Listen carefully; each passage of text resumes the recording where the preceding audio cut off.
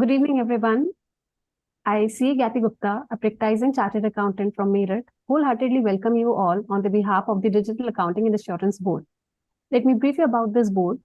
The Digital Accounting and Assurance Board of the Institute of Chartered Accountants of India was established in 2019 to guide the accounting profession in adopting digital technologies and to provide guidance and support to the chartered accountants in the areas of digital accounting, assurance services, and related fields. The DAAB aims to develop and promote digital solutions and tools that can help chartered accountants in their work, such as automation of accounting processes, data analytics, and artificial intelligence. It also provides training and education to the members of the profession to help them develop the necessary skills and knowledge to use digital technologies effectively in their work. In addition to these initiatives, the DAAB also collaborates with other organizations and stakeholders to promote the adoption of digital technologies in the accounting profession and to ensure that the profession remains relevant and responsive to the changing needs of the business world. Moving ahead, now let me take an honor to invite one of the most respected and revered chartered accountants of our fraternity, C.A. Charanjot Singh Nandaji, who is the chairman of this board and who also currently chairs 3 committees in the total, namely Digital Accounting Assurance Board ICAI, Committee on Financial Markets and Investor Protection, and Committee on Information Technology of South Asian Federation of Accountants. In the past, he has also served as the chairman of a number of committees at different point of time. Some of them are Internal Audit Standards Board, Committee on Management Accounting, Committee on Internal Audit, Public Relations Committee, Research Committee, etc. He is also the member of Quality Review Board set up by the Government of India. During 2007 to 2010, he has served as the member of SEBI Advisory Committee on Primary Market and Committee on Mutual Funds and represented ICAI on SEBI Committee on Disclosures and Accounting Standards, shortly known as SCODA. He is also the convener of the expert group constituted by the Ministry of Corporate Affairs, Government of India on investor protection.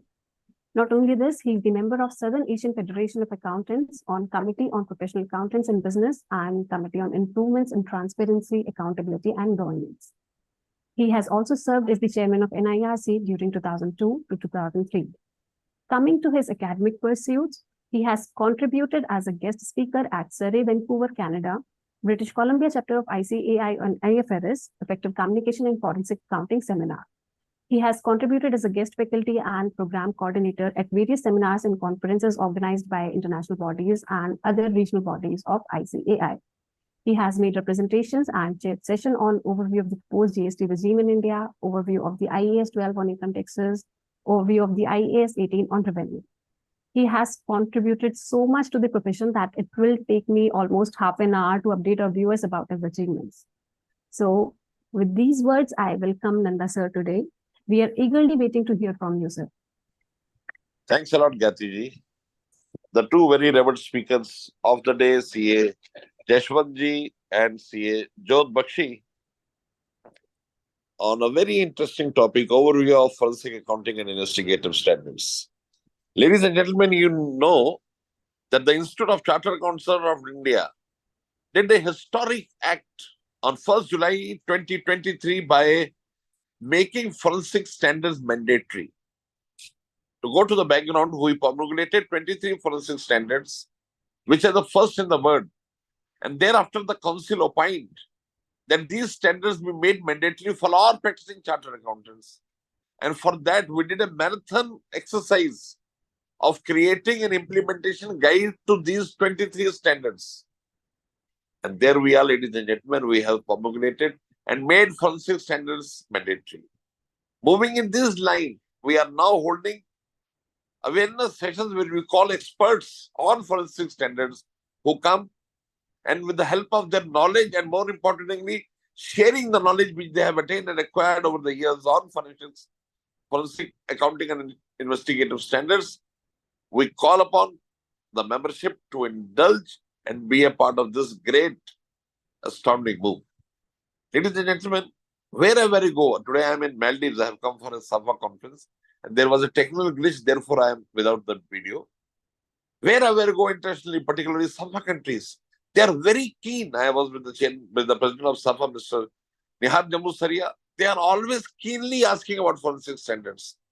So I would just like to put across that we have been put at a parlous where we start exploiting our professional avenues and more importantly, creating such a wonderful arena of practice areas for our members. I am reminded of a couplet which said, देते ना थे जो जवाब उनके सलाम आने लगे, देते ना थे जो जवाब उनके सलाम आने लगे, वक्त बदला तो मेरे नीम के पेड़ पर आम आने लगे. माशाल्लाह इतने आम आ गए हैं, इतनी अपॉर्चुनिटीज आ गई हमारे पास. Their profession has to exploit them and create greener pastures for members to ultimately perform and add value not only to their clients and stakeholders, but to the regulators and government as well. I will not stand between the reverend speakers and the audience. I wanted to pay my best wishes to this webinar, my best wishes for a great conduct of this webinar. Thanks a lot. Over to Madam Gyati for further proceedings. Gyati ji, the dice is all yours now. Thank you. Thank you, sir, for your words of wisdom, which always fill us with energy and the spirit of enthusiasm. Now, let me take an honor in inviting the first speaker of the session, CA Jeshwant V. CA Jeshwant Ji has over 12 years of post-qualification experience in risk advisory. He worked representing both sides of the table, consulting and industry. He's presently working with KPMG Forensic Practice. He has assisted clients on diverse engagements, proactive and reactive. He has also trained income tax officers in the forensic arena. He was a part of the study group that drafted the revised FAIS and implementation guide. He's also a certified fraud examiner from the ACFE USA. Sir, we wholeheartedly welcome you to this platform, and I'm very much sure that our audience is going to have lots of key takeaways from your session today. Over to Jeshwant, sir. Thanks a lot, Gyati. Thank you very much. So I'll be sharing my screen now. So just a second. Please let me know if you can see my presentation in full screen mode. Yes, sir, it's visible. Thank you. So with respect to the session, first of all, I'd like to thank our beloved Chairman Ji and Vice Chairman Sir as well for the opportunity provided. Harish Dua Ji, our beloved Sherpa, who drove the entire engagement, who drove the entire activity. It wasn't an easy task for him, I know.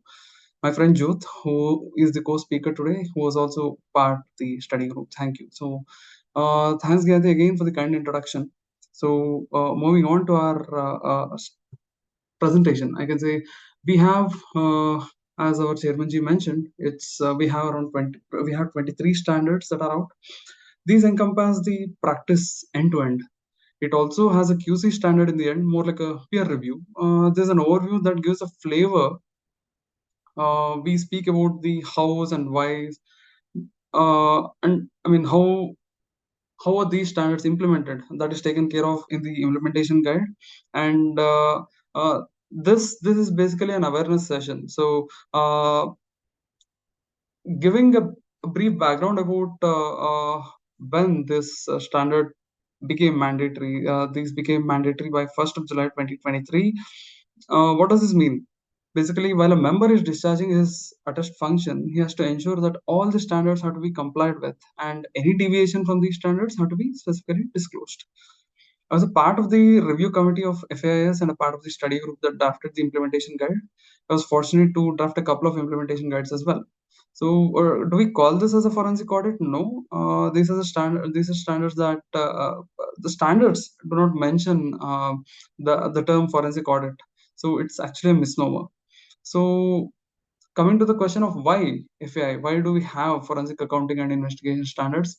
See, globally, the practice is called forensic accounting or dispute resolution or integrity services, and not forensic audit.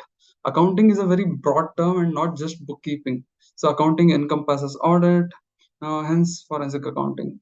Mandate is different from audit. So this is a forensic engagement and not forensic audit. Audit is different from investigation. Basically, the audit procedures are not something that we have to follow. Here, it's more about the audit procedures are not defined to find fraud. Unless there is a hint or idea, we won't be able to find fraud. So this is with respect to an introduction, a brief introduction of how do we go about. And why are these standards? Why are these something that we need to follow? Basically, we are the first body to come up with full set of standards. I think the Australian standards, Canadian standards, and American standards are very few. We have 23, which covers every aspect: the key concept, engagement management, work procedures, specialized areas, reporting results, QC aspect as well, the peer review mechanism. So stakeholders should not be confused with forensic engagement and audit. Please refrain from using the word forensic audit. And overall objectives, we have codified the best practices, clarifying the expectations and attributes. We have set some common terminology as well. Definitions are there. Some basic quality benchmarks of surveys are provided. This basically objective is to harmonize and improve the overall performance, and providing knowledge and guidance as well. And this is the overview of the entire standards. We have some 3 overarching documents that speaks that needs to be followed, that needs to be understood before we jump on to the next steps. We have something called key concepts, nature of engagement, fraud risk, laws and regulations. See, these 4 key concepts are very important because this actually drives the entire activity. So forensic accounting is basically gathering and evaluation of evidence by a professional to interpret and report findings before a competent authority. Investigation is a systematic and critical examination of facts, records, and documentation and documents for a specific purpose. Forensic accounting involves skill of accounting, reviewing the books of account, looking into amounts that are missing or hiding, I can say. The nature of engagements are also provided in the standard and the implementation guide. So investigation is more from operational aspect, I can say. The asset misappropriation, bribery and corruption, allegations around business operations, including, I can say, including posh offense. Maybe that's a bit far-fetched, but yeah, litigation services again. Such things come into picture when there is already a litigation that's happening, and a forensic professional is called upon to assist the litigation team by preparing some documents or testifying, like that. Then engagement management. So that is the next. The 200 series talks about that. Engagement letter, scoping is covered over there, and also with respect to using the work of an expert, like an advocate or a valuer, like that. Then assignments with law enforcement agencies, economic offenses wings, enforcement directorate, the CBI, they may be involved. Communications on what the type of stakeholders, essential matters, whether the matter is essential or significant, what needs to be provided to the stakeholders, what kind of matters that the professional can choose to provide it to the stakeholders. Then with respect to executing assignments, see, here we have a basic bifurcation of, until 200 series we talk about engagement. Post that, it's more about assignments. An engagement involves multiple assignments: task number 1, task 2, task 3. These are kind of subsets of the entire engagement. So each of these assignments will have to be followed in a specific manner. So that's what we talk about over here. Like executing assignments, gathering of evidences. Here planning means basically having more knowledge of the business, considering the risks, discussion with stakeholders, determination of what technology that needs to be used, what interviews we have to conduct. And 320 again, it speaks about evidence. It's a subset of documents, I can say. Evidence has to be reliable and relevant. Document has to be appropriate and sufficient. So evidence is the crux of any forensic assignment, because that is what we base while preparing our report. 510 deals with reports. And fact or a document is something that we have found out that has to be corroborated during interviews as well. So interviews is something that's a most important section or stage during the entire investigation process. Then we have something called quality of evidence that has to be very important. Very, I can use the word superlative, because after finding the evidence, that has to be again corroborated during the interview stage, accepting or denying the same by the interviewee. Then 350, it speaks about supervision, examination of the work that is performed, and oversight of the entire activities. 360, it's more about testifying before competent authorities. The testifying professional has to deal with only facts. Opinions and all should not be provided, because our report has to speak by itself. Report has to be based on facts, and we have to stick to the report while testifying. It's a very challenging stage, but yeah, a testifying professional, I mean, there should be a I can say there should be a thought process that whatever we report may or may not end up at the legal arena, but we have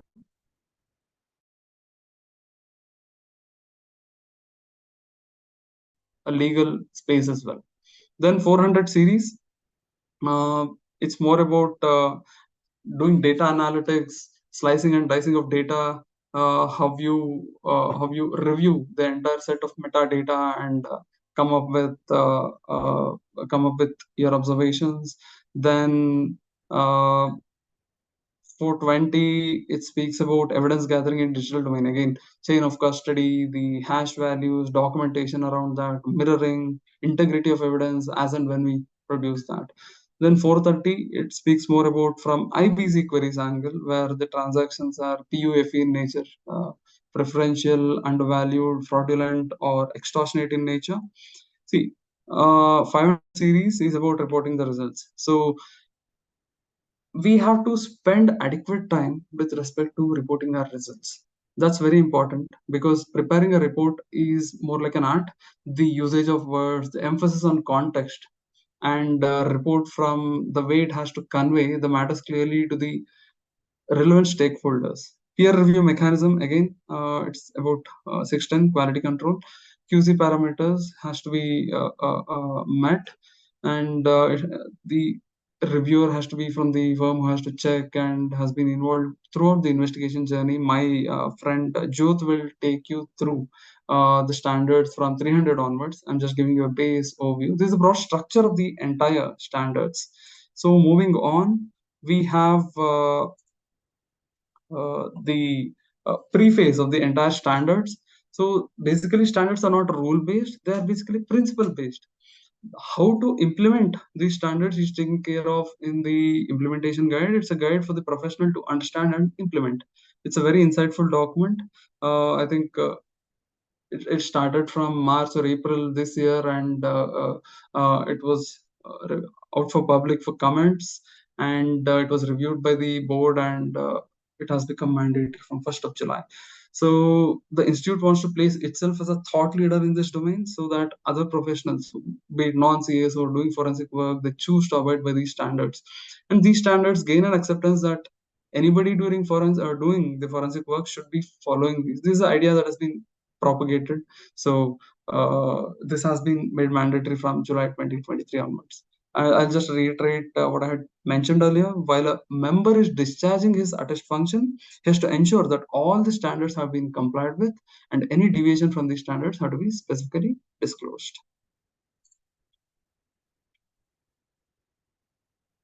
Yeah.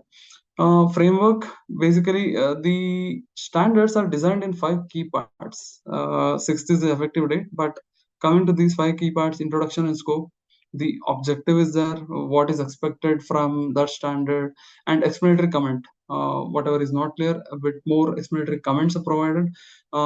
Standards may say we have n number of requirements, demonstrating the performance is already being taken care of by the standard itself. That is what we have something called documentation for work procedures.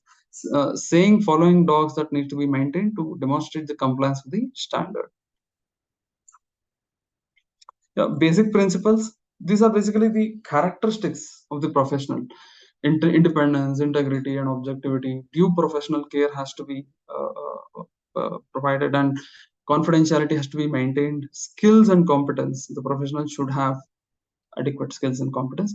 Then with respect to performance of the engagement, it's very important to understand and report with respect to the context of the situation.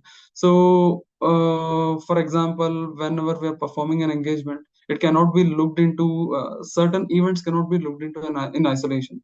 You have to see the whole picture. Just a one-off instance may not allow us to paint a picture of fraud. So, like for example, we have a leaking pipe in a factory setup. So, the incident might be reported in a delayed manner, not recorded properly, or is it just the pipe that is leaking, or is there something else with respect to the water pressure that is going on, water pressure that is built up, and quality of the pipe? Is the vendor onboarded properly? Was the vendor has had the vendor quoted his rates properly? Was it in line in line with the industry standards? And who brought the vendor in the first instance to the company to be shortlisted? So these are the areas where we need to look into the context instead of a certain small event. So again, the other credibility aspects like primacy of truth, respecting rights and obligations, separating facts from opinions is very important, because we cannot opine on certain things. We need to base our conclusions. We need to base our report on the facts and the evidences that we have gathered during the review. We should also know when to use the words make versus do versus perform versus conduct versus undertake versus held. These have to be applied contextually. Your report is the outcome of all the procedures that you performed. So, giving our best in crafting and drafting the report is an art. Ample time has to be dedicated towards that. Choice of words is very important. So, moving on, with respect to the standards. So 100 series, we are starting with nature of the engagement. So forensic accounting involves skill of accounting, reviewing the books of account. So there are a list of engagement types that are provided in the standard para 4.2 and also in annexure 1 of standard 210. So the operational issues are taken care of in the investigation bit, where asset misappropriation or bribery and corruption allegations. Then litigation support, as I've already mentioned, already a litigation is present, and a professional is called upon to assist the litigation team by preparing some documentation, testifying some operational aspects with respect to the litigation.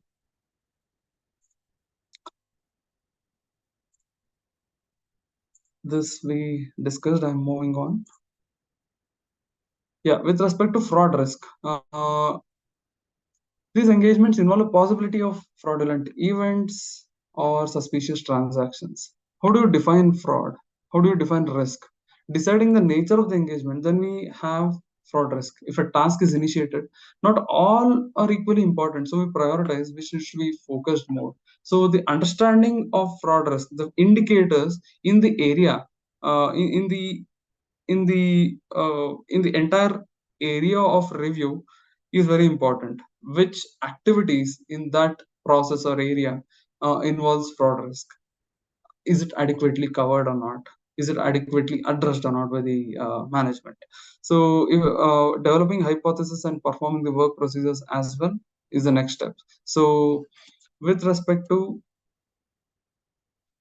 laws and regulations, an engagement is conducted either by operation of law or emerging out of a contractual relationship. For example, there are direct impact law, which are like Evidence Act, IT Act, that are applicable for all engagements. Then engagement specific act, like royalty fraud. If you're looking into something around mines and minerals law, you need to gain an understanding on those areas. Then with respect to engagements that involve media and entertainment, you need to look into the relevant statute, Copyright Act, and relevant regulations by the government. So we need to understand the relevant mandate and law of land before during the initial stages of the engagement itself. Then applying hypothesis. This is the most crucial part of the engagement. we have something called fraud theory in common parlance. So this is basically a provisional unproven theory which needs to be tested again and again. So we start everything with a small hypothesis. For example, if the management suspects that a person in the organization might be receiving kickbacks, so we understand who is that person, which department, who are the which are those external touch points whom that person is dealing with, be it a vendor or a governmental touch point or a third party who assists the organization in clearing certain uh, uh, legal and regulatory matters. So we need to prepare a hypothesis. We gather evidence around that, and whatever evidence we gather, that goes into 510 reporting results. So stitching these evidences and facts together to get a meaningful picture is very important. Our hypothesis or a theory, it has to be very agile, flexible. That should change with the situation as well. So our implementation guide has examples of how to create these hypotheses. So with respect to the engagement management standard, we have 210. Depending on the nature of engagement, what is the objective of the engagement? And 220 speaks about once the work is accepted, investigation is, let me put it in another way. Engagement acceptance is something contractual in nature between two parties. Appointment is something done by regulators, like CBI. They appoint us for appoint the investigator or the professional who have empaneled with the regulator. Then using the work of an expert, engaging with agencies, communication with stakeholders. Going to 210. So determine the objective, and entire work has to be dependent on that objective. The objective shall not be designed to commit to any particular outcome. This is more about defining the objective, what kind of areas that we need to look into, what is the main scope shall be defined in line with the objective, so that it is clear as to what is included or excluded from the scope. This is more like a very broad area where we need to look into. So the objective shall not be designed to commit to any particular outcome.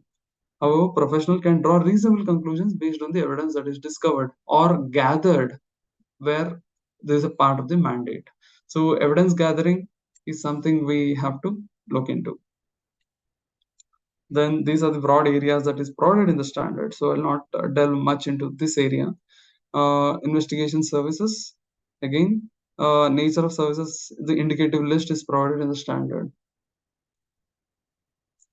Then engagement acceptance and appointment. This is a very important stage where accepting an engagement, it happens through a contractual arrangement, and appointment, as I mentioned, it is through a regulator. So a clear scope has to be defined, time duration and other specifics like the fees, reporting areas, what are the milestones where we need to provide our deliverables. So everything is provided in the engagement letter. It has to be signed, and if it is a governmental agency, a letter of appointment has to be obtained to confirm the terms of appointment. So we need to identify all the key stakeholders in the engagement letter, the individuals covered under the scope, and the direct and indirect users of the engagement report. So that also should be kept in mind. So prior to that, a due diligence has to be conducted to see if there are any inherent risks in accepting the engagement. So, like for example, if a firm is performing an audit, a statutory audit for the client, so we need to look into the scope of the engagement again, so that the conflict will not arise at a later point of time. Using the work of an expert, sometimes we have to engage an expert. The professional may engage, or client can also appoint. So responsibility of the report lies with the professional who has contracted with the client. So work procedures and the documentation of the expert, basically the professional should have access to the work output or the deliverables and the work papers of the expert. We are taking these steps basically the expert's view. We may choose to agree or disagree with the expert, and we may choose to cite that in the report or not, basis the output of that report, because the report is something that is the professional's deliverable for the client. So testification, we should have that the experts documentation on hand, basically, which may be questioned from multiple angles, if at all we have cited that in the report. Then engaging with agencies. So who are all these agencies? These might be SFIO, or the Economic Offences Wing, or the Anti-Corruption Bureau, or Enforcement Directorate. So whenever we are dealing with these agencies, due professional care has to be followed. This is a basic principle that has to be taken care of. Integrity and confidentiality goes without saying. Increased focus whenever we are dealing with these agencies.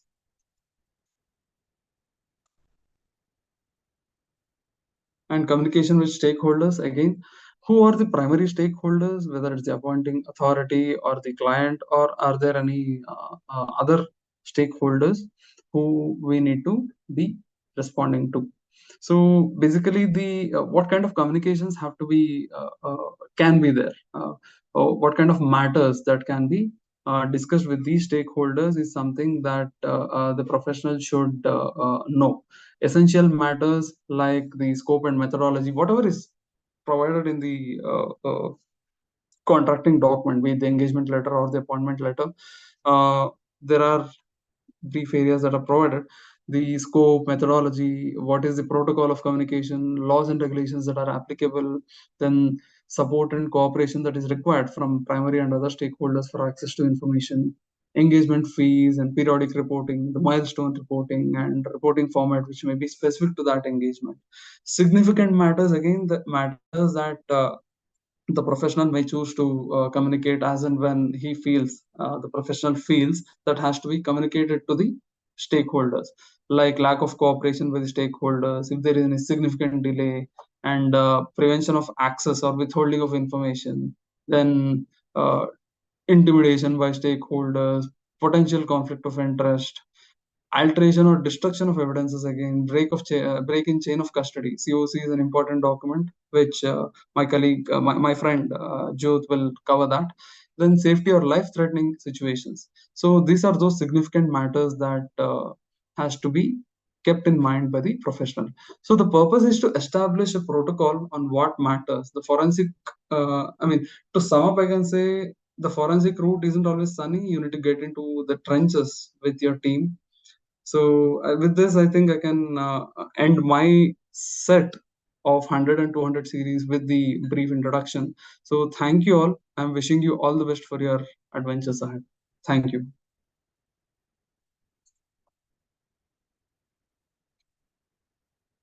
Gyati, I think you can take this forward. Yes, sir. Thank you, sir, for your insightful session today. You have briefed us about different standards related to, and you have briefed us about different series of standards. So thank you for your valuable time. Thank you. Moving ahead, let me now introduce C.A. Jyot Bakshi ji. C.A. Jyot Bakshi ji qualified CA in May 2018. He has working experience of more than 5 years. He has ventured into the forensic arena from the very start, and he has been an avid learner. He has a core on-field experience in this niche domain from the nascent phase of his professional career. Jyot is also a sustainability and ESG enthusiast, and he wishes to engage in developing contemporary solutions to direct organizations towards enhanced environmental, social, and governance-related causes. Jyot Bakshi has delivered 23 plus training sessions on forensic across 10 plus organizations, including the ICAI, WIRC of ICAI, universities, federations, and colleges. He has also addressed to the officers of a regulatory investigation agency on diverse topics, including anti-money laundering, bank frauds, related party transactions, shell companies, and unconventional techniques. He has been nominated as a member of the Research and Beyond Committee of WIRC of ICAI for the year 2022-23. He has presented papers at various ICAI student conferences, conventions at Bengaluru, Rajkot, and Vadodara on diverse technical topics between the year 16 and 17. Jyot has represented India at the Asia Pacific Children Convention, a student culture exchange program at Fukuoka, Japan, from Junior Chamber International in the year 2000.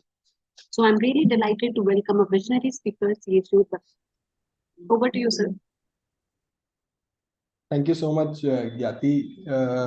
First of all, would like to thank and rather appreciate Jashwant for discussing key points on the introduction and the overarching documents, standards, and the 100 and the 200 series. And of course, at this onset, would like to thank Nanda sir and Dayanivas Sharma sir, as well as Harish Dua sir, and the Secretariat, Amit Gupta ji and the team for having me here and invited you, all of you, for attending this session. On this note, we'll begin the presentation. Yati, if you could just confirm if the slides are visible now. Yes, sir, it's visible. Great. So, as we've already discussed the overarching standards and the 100 and the 200 series, it's time now that we move into the 300, 400, and the 500 series, where the 300 series is about executing assignments. As Jashwant rightly mentioned, that there is a difference between an engagement and an assignment. We would generally use it interchangeably, but there is a specific definition now that we have the FAIS mandatory, that engagement is basically, to understand in very brief, assignment is a subset of an engagement. So an engagement could have a lot of different assignments, to the extent that we as professionals would be handling an assignment but not an engagement. And then our roles would be restricted to an assignment rather than an engagement. So that's where it becomes very important to understand as to the difference between an engagement and an assignment. So how do we plan an assignment is what we will discuss, as mentioned in the FAIS 310. 320, again, similar analogy we can draw over here, which again Jashwant already mentioned, that evidence is a subset of documentation. Evidence could be of many types, but at the end of the day, evidence is something, it could be out of the work procedures that are conducted by us, or it could be a gathering of information, data from internal, external sources. All of that could form a part of the evidence. Whereas documentation could include anything and everything, right from an engagement letter to the report. Any communication in between, any documentation with respect to engaging an expert, anything and everything under the umbrella would form under the part of documentation. 330 talks about conducting work procedures. Again, this being at the very heart of the FAIS, because it has applicability throughout, and it has a lot of correlation with other FAIS, a lot of interlinkages, and we would have to fall on FAIS 330 to understand what are the type of standards that we need to follow, what are the directions, what are the instructions that FAIS 330 have for us while we conduct the work procedures. 340 talks about conducting interviews. Again, the implementation guides do have a practical understanding on how do we go about, but the standards also to a good extent talk about very, very specific and important issues around these topics, like how to actually plan an interview, what are some key aspects that we have to look in before we schedule an interview. There are indicative lists also given, for things like conducting work procedures. That's these are the key points or an indicative checklist for a phase 1 work procedure, phase 2 work procedure. So we will come to all of that, but this is just a brief introduction. 350 talks about review and supervision, again very critical from a quality control aspect, as well as testifying before a competent. So the following 360 FAIS has a direct correlation with review and supervision. Someone can only become a testifying professional under 360 if and when the individual, the professional, has undertaken the assignment in a leadership role, execution role, has been throughout involved in the engagement, as well as have reviewed and supervised the engagement or the assignment. So 350 talks about how to go about a review, supervision. 360 then talks about testifying before a competent authority. Over here, there are several definitions and understanding of what is a competent authority, what is an adjudicating authority, what are proceedings, what is a testifying professional. So all of this would essentially form a part of 360. Having said that, we can start with 310 first. So, as I said, engagement and assignment, a clear demarcation between the two when we talk about 310. Engagement more on an overall contractual mandate between the professional and the primary stakeholders. So there are primary stakeholders and other stakeholders defined in the FAIS. So what is a primary stakeholder? So engagement overall between a professional and the primary stakeholder. And assignment, as we discussed, again, a part of the engagement or a portion of the overall engagement. It could be anything, starting from being a specific business or location, or it could be related to information technology. It could be with respect to technical aspects of valuation, of conducting interviews. So all of that would form part of an assignment as such. However, it is very different from the overall engagement. And when we talk about 310, something that is most important to understand in the standard mandates is 310 is not a one-time activity. It is an ongoing activity. It is pervasive throughout the engagement, the assignment, and it would need dynamism and flexibility when it comes to changing circumstances and with the change in scope, because forensic engagements are very dynamic, very volatile in nature. So it is an ongoing activity. That is something which we need to bear in mind. It's not a one-time activity, something that we do only before we start an assignment, before we start an engagement. That's not the case. We need to bear in mind that it's an ongoing activity. It has correlation and linkages with FAIS 120 and 220, that is fraud risk, as Jashwant already discussed, and engagement acceptance and importance, that is 220. So now let us understand what are the key requirements that this standard mandates. It's planning the FAI assignment to follow laid down procedure. So we want to follow a process when we go about any assignment. That is something which the standard mandates. The planning activity to contain key elements required to achieve the objectives. So first being knowledge of the relevant business and environment. When we talk about relevant business and environment, as again, I'll refer Jashwant's discussion a lot, because as I said, everything is correlated to a good extent. So when we are talking about, let's say, media, when we are talking about entertainment, we would want to understand that the legal environment into that area. It is very important to understand the business as such, because we might not have that kind of exposure and understanding of all the businesses, to say so. So to that extent, even that is required from a business and environment perspective, having that kind of knowledge.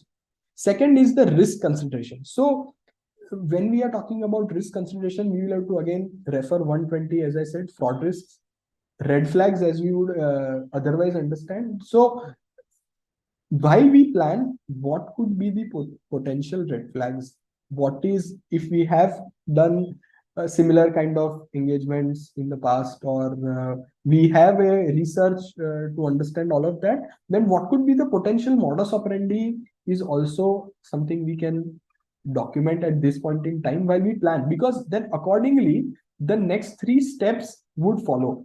That is, accordingly we would have to discuss with the stakeholders on the timelines, etc. Accordingly we would have to discuss the technology deployment, the resource allocation. So while we are accepting the engagement and being appointed, again planning has a good reference to that, because we would want to understand what is the kind of probably media sensitivity in the case, what is the political sensitivity of the case, what is the financial sensitivity of the case, what are the other risks that could be associated with this assignment that we are doing. Let's say there is a very simple example could be from a digital domain perspective. If we are to index or basically image a lot of devices, then what is the make model of the device? Are they all encrypted devices or not? And accordingly risks would increase or decrease to that extent. So understanding that becomes very important. Then discussing with the stakeholders. So over here it could be primary, other stakeholders, to understand what are the expectations which have been laid out, which have been mentioned, what is the scope, and then accordingly specifying in particular, as to this is something that we are going to do, this is our plan, we intend to divide teams in this manner, we intend to take up these processes at an X time, week 1, week 2 kind of approach. So discussing with the stakeholders as to how we are going to approach, what will be our methodology is something we would want to do at this point in time while we are planning the assignment. Because then it makes things very convenient to execute. Then the next is technology deployment, as we again discussed. What is the kind of technology, forensic tools if necessary, because every let's say data analytics. So data analytics would require different tools. Let's say extraction of digital evidence from a laptop would require a different tool, probably a mobile would require a different tool. So what is the kind of technology we would have to deploy? And similarly, what is the kind of resources, basically the team members that we would want to allocate? What is the capability? What is the competence of that team member? All of that will come into play when we are planning the assignment, because it has a direct impact on the timelines that we've committed. It has a direct impact on the budget of the assignment. So it is very important that we do this process as an ongoing activity. Let's say there is a change in the scope, but then that change warrants a change in the timeline. So then we need to communicate with the stakeholders that, see, this is added scope, this will require X amount of hours, probably Y amount of more working days, and that's how we would have to revise the timelines, or maybe from the budget perspective. Similarly, from the complexity of the case, we would get to understand that we would require a couple of more team members. Let's say if we are doing an assignment and it would require, let's say we will discuss in the 330, but it's a phase 2 kind of assignment where a lot of interaction has to happen, a lot of field visits have to be done. So we would require resources at different locations across the country. Then it is not a one-time activity. Again, we are trying to correlate that point, and we need to understand the dynamics. We need to be flexible. So if need be, we might have to quote a flexible timeline. We might have to quote a flexible range of the timeline of the budget, and accordingly keep on planning as we execute is what the understanding or the requirement is of the standard. Next is the work methodology to be established. So over here, hypothesis. Again, hypothesis is something like without it, we would not be able to function, or we would not be in a position to document that we have covered all the bases while executing an engagement or an assignment. Because hypothesis is when we would think of all the possible areas, all the possible reasons, methodologies, modus operandis by which things could have gone wrong. There could be potential irregularities, potential anomalies. So what is the work methodology which would be required to test those hypotheses is something that we intend to do at this level, or do as per the requirements of FAIS 310. Basically, if the hypothesis is that there could be a kickback coming into a senior management person or senior purchase department person, then what are the kind of work procedures that we would want to perform? Would we want to review we would want to match the means and the ends of that person? We would want to do a review of the emails. We would want to conduct interviews. What are the work procedures to test those hypotheses which you have already formed? So applying hypothesis 140 is a separate standard in itself, but while we are planning, it becomes very important that we plan our work procedures in a manner that all the hypotheses which have been formed are adequately tested, and we have a holistic understanding of what could have happened, and we have tested those things. So and the nature of the procedures to be conducted. So as to what is the nature, what is the extent to which we would want to perform a certain work procedure. So all of that in link with hypothesis.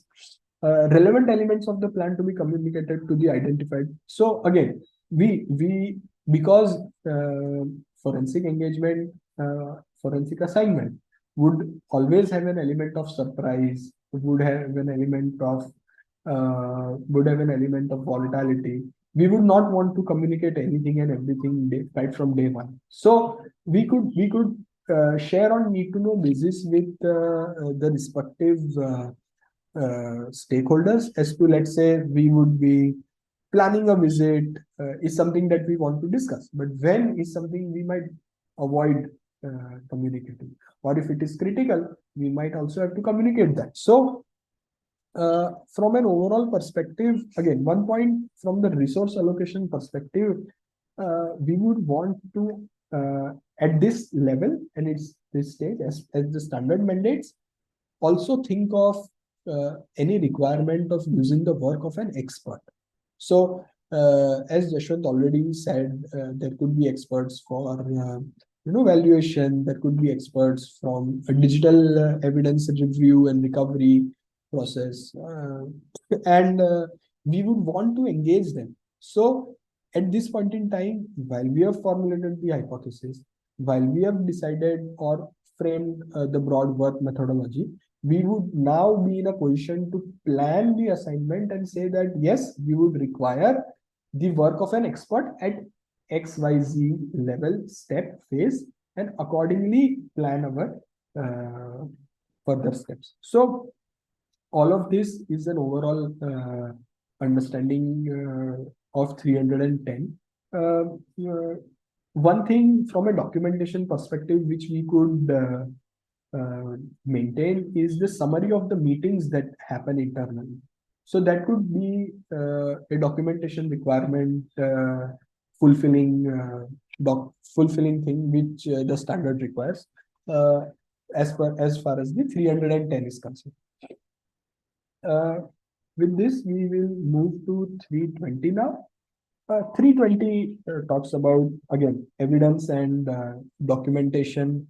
Evidence, as we discussed, more of something that has been used to arrive at the conclusion. So the conclusions are based on the evidences gathered, based on the evidence gathered in the report. It will include both, as we discussed, the work procedures that we have performed and anything and everything which is gathered internally or externally, basically, which is used to conclude which is a base for any of the conclusions that have been drawn in the report. That is something what the evidence is.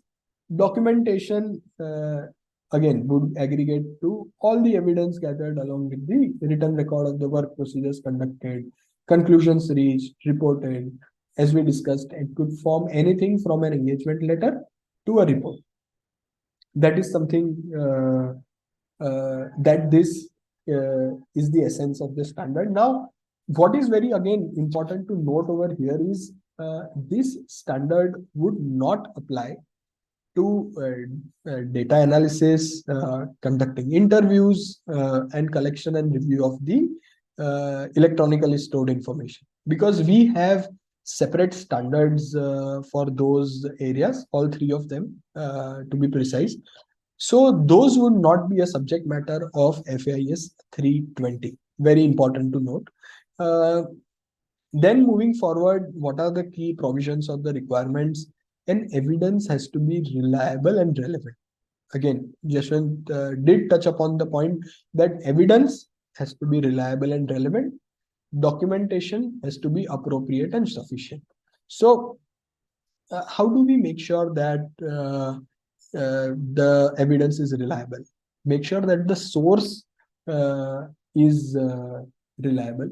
We have a proper chain of custody for any physical digital evidence that we have gathered and relied upon. So what is the source? A simple example could be, although it would fall under the ambit of a different standard, but a MD5 hash value is created when digital evidence is imaged and the due process is followed. So that could be an important aspect from a reliability perspective. Basically, at the end of the day, there should be integrity of the data which is used as an evidence to form a basis of conclusion in the report. So that's how it is linked, very, very precisely. Obtain evidence from reliable source and ensure, of course, relevant. It has to be relevant to the assignment, to the engagement that we are doing. And at the end of the day, as again discussed by Jashwant, the prime definition also states, at the end of the day, it should be admissible before a competent authority. We will be doing forensic accounting work in a manner that things are admissible before a competent authority, and that is where reliability or the source becomes very important. Its relevance becomes important. How is then a documentation appropriate and sufficient? It could be from a perspective that it should explain the whole thing. Basically, how in a report we would want to go about the background of the case, the introduction, context of the engagement, give a brief of work procedures performed, what was the approach, who were the team members, who were the representatives that were interviewed or discussed, probably to the extent that what was the information requirement list shared, vis-a-vis when was it received, a timeline of the events. Could be then to identify what all evidences have been gathered, based on which what all conclusions have been drawn, what is stored where, what is reported, what is forming part of the working papers, what all kind of analytics have been done, to what extent data has been utilized, who were the experts working on the case, was there any a third party involved in terms of an expert. All of this would form part of the documentation along with the chain of custody, because at the end of the day, integrity of the data is very important. We will come to a key concept while we approach 420. But yes, that's how it is. Ownership and custody of the documentation shall remain. Again, very important. Why? Because let's say we have used the work of an expert. Then also at the end of the day, the ownership and custody of the documentation shall remain with the professional. Professional means the one who has been given the mandate or the engagement or the assignment. So although the expert would have their own requirements as per the standard, but the ownership and custody of the documentation has to be with the professional at the end of the day. With this note, we can now move to 330, which is work procedures. Work procedures essentially, as we discussed, forming touches a lot of other FAIs, to be very precise. It would start from what all work procedures have to be done while we are using the work of an expert, or while we are doing data analytics. And there are a lot of examples in the implementation guide, and it touches on all the aspects of the FAIs.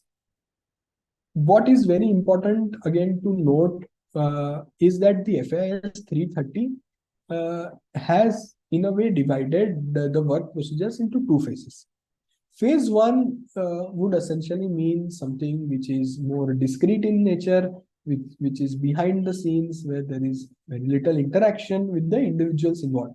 So to take examples, it could be what is the nature of the evidence required, collection of the data, looking for the red flags, fraud indicators. So that is something that we do probably without interacting with the suspects or the targets or the client.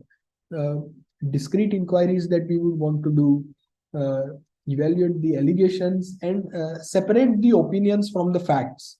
So let's say a lot of cases would have media sensitivity and a lot would have been mentioned. However, everything might not be a fact, but could be an opinion. So to understand the allegations at one point in time, and to evaluate what are the allegations vis-a-vis what could be the opinions and what could be the facts. All of this, along with, of course, basic financial analysis, would form part of phase one. Phase two, where there is need to engage with the relevant stakeholders. So, as we discussed, it could be anything and everything, like physical verification or field visits, site visits.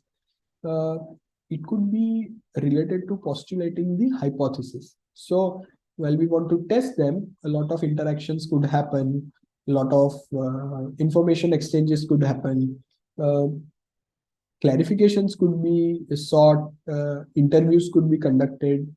So all of this would form part of the phase two. What are the requirements for this standard?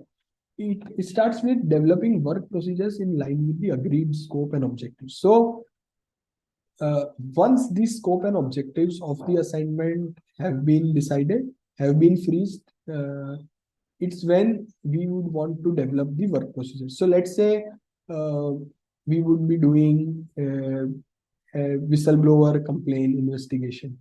Then what is the scope, what are the objectives have been decided. Now we will want to formulate or develop the work procedures around the same. It could be starting from doing a social media or public domain checks. It could also include understanding the hierarchy of that person in the organization, who that person reports to, who reports to that person, what are the peers, how is that person closely linked with the vendors, the customers, it could go up to what are the areas that we would want to look at. Would we want to look at the emails? Would we want to conduct interviews? Would we want to undertake some kind of discrete inquiries? Would we want to do some kind of checks around the person? So all of that would form part of developing work procedures, which is in line with the agreed scope and objectives. Having done that, again, we would want to evaluate deploying relevant tools, techniques, and processes. So what are the tools? Which techniques? So let's say Excel could be a tool. Okay. Let's say that continuing the above example, there is an allegation that a suspect or the target has onboarded a lot of dummy vendors. I'm giving a very basic example for us to understand easily as to what the standard is mandating or requiring. The allegation is that the suspect or the target has onboarded a lot of dummy vendors and made some payments. And a simple tool that we would use on the vendor master, on the purchase register, would be Microsoft Excel. So that could be understanding of the tool that we would want to deploy. What are the techniques? Techniques could be doing a Benford law analysis, doing a same kind of, so from a forensic standpoint, same is a kind of test that we would run to identify if there are three attributes of the fields having same values. That could be, let's say, contact number or the email ID or tax registration number, whereas the names are different. So using Microsoft Excel, then using a Benford law or a same test, and then what are the processes that we would want to follow for gathering the evidence is vendor onboarding forms, communications made with that respective vendors, to the extent what are the references through which that vendor has been onboarded. So all of this would form part of the step 2 or the second requirement that is mentioned over here. Pay due attention to the fraud indicators. Again, red flags, as we understand, basis the past experience, basis our knowledge of the industry, basis our interactions of the possible modus operandi that we understand. What could be the fraud indicators is what we would want to identify over here and start putting our work procedures in place against those potential fraud indicators. That is something that we want to do. Consider the formulation and testing. As we discussed, now it's time that we would formulate and test the hypothesis. So, taking forward the same example, so we decided that we will use Microsoft Excel, we will do these kind of tests, and we will do these kind of processes. The hypothesis was that one, either they have onboarded vendors who are having same addresses. I mean, names are different, but are having same addresses, or are closely linked because of the contact person who is involved, or the key representatives that is involved, and because they were forming cartels, etc. Now, to test these hypotheses, what are the kind of work procedures that we want to undertake? One is, of course, running those analysis on the Excel, Microsoft Excel. Now, second could be, can we review? So we would want to review the bids that were received from whom, what was the time, what is the amount quoted, what are the communications of the suspect or the target with that particular vendor. After, let's say, the Excel does not give us the kind of result which either proves, disproves, or does not prove the hypothesis, we would have to do these work procedures and review the documentation to test, formulate, and test the rather testing and applying the hypothesis. So this is the example that I'm carrying forward. Assess the need for any change. So now let's say we feel that this is not working out, and we would want to also review the emails, which was not a part of the plan, or which was not something that we thought we would require. So assess the need for any change in the methodology that we would want to adopt. So that is something, or we would want to. So let's say, let us say, from the public domain checks, the open source intelligence, we identified that the suspect or the target is probably living beyond the means, and we would want to undertake a valuation of the couple of properties that we have identified that are owned by the suspect or the target, and we would want to engage a valuer to value and understand as to what is the value of the properties which are held. So slight change in the methodology or addition to what we were doing. So all of this again forming part of the work procedure. Duly document the details of the work performed, the outcome, limitation faced, and the conclusion drawn. See, what is very essential to understand in a forensic engagement is we are not, so as our basic principles that we discussed, we are supposed to be independent and objective. We cannot have any kind of biases as to expecting or wanting a certain outcome. Allegations could be any. We can't go with a mindset to only prove the hypothesis or the allegation. Our job is to identify evidence. The evidence could either prove the hypothesis or disprove, or evidences could be in a position that they are not able to prove. It's somewhere in between. So that is where it becomes very important, that because tomorrow these work procedures would be our safety shield to say that, see, we have done A, we have done B, we have done C, and we have done D. Based on the 1, 2, 3, 4, 5, 6, 7, 8, 9, 10 possible hypotheses, we have done A, B, and C, D, A, B, C, and D. This is probably something we've already referred to standards, we've referred to the implementation guide, we've put in the best practices.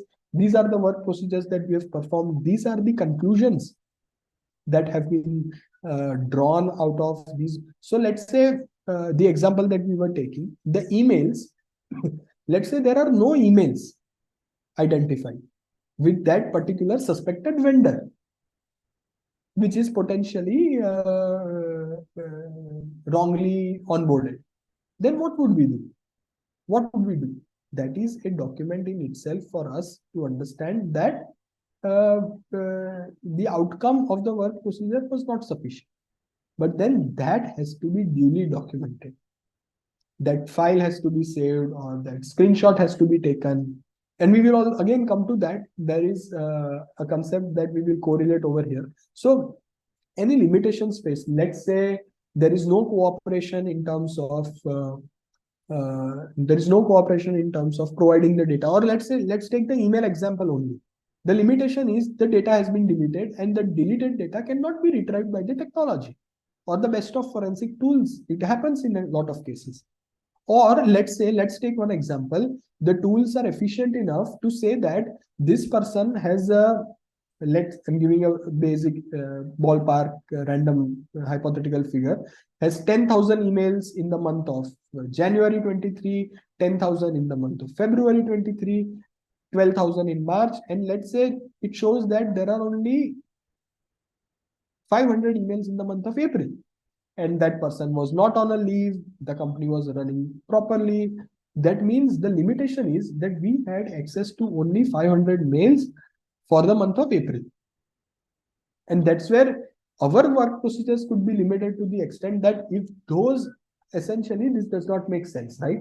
So then we would have to draw that kind of analogy and inference that, see, this is the trend and pattern of the emails. However, in the particular month of April, there are only 500 emails that we could retrieve or we could get access to, and that is where our work procedures could be limited. So that's again, that needs to be documented and the conclusions drawn. So whatever conclusions we are drawing, that's the very essence basically. So evidence based on the conclusion, as we discussed in the last standard, that's very important. Without evidence, conclusions would not be drawn. So that needs to be adequately documented. Communicate with the stakeholders the progress of the assignment. So while we are conducting the work procedures, we would want to engage with the stakeholders and communicate as to what is the progress, is the timeline in sync with what was committed vis-a-vis what is being done, and things like these limitations. So while we are, let's say, engaging with the agencies, we would want to be very particular in our documentation and communicate in writing that this is something that we are doing. This is something that, let's say, we are giving a draft report kind of document, or the EL specifies the requirement of giving a draft report. We want to communicate everything properly in writing, that this is not just any other document, but it's a draft report. This is the progress, or these are the areas that we've already undertaken in terms of the review, and these are the ones which we intend to take up in the next 2 weeks, 3 weeks timeline. So more or less, this is what 330 talks about. Moving on to 340, conducting interviews. Again, very insightful points in this standard, as well as, just a moment,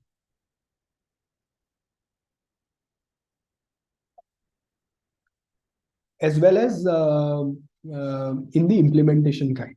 So interview refers to a structured meeting with individuals for eliciting information. So it could be in any form: direct, indirect, formal, informal. At the end of the day, there are particular set of requirements that we want to follow, and we need to follow as per the standard. But it has to be a structured meeting with the individuals for eliciting information. That's what the definition is.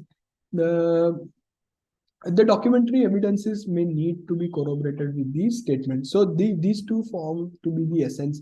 What does this mean in terms of documentary evidence may need to be corroborated with the statements? In an interview, there could be possibilities that a lot of information is loosely shared, or is shared in a manner which is not corroborative from the documents, because at the end of the day, it's a verbal or an oral evidence. Technically, it's an oral evidence. We will come to how do we document that. Could we would want to, as per the standard mandates, share a minutes of the meeting or the interview with the interviewee, and take an acknowledgement of whatever has been said by him or her. So that would make it corroborative. Also, let's say we understand that things have been very loosely shared, then we would not want to rely completely as an evidence for drawing conclusion in the report. That's what the essence is. Documentary evidence may need to be corroborated with the statements.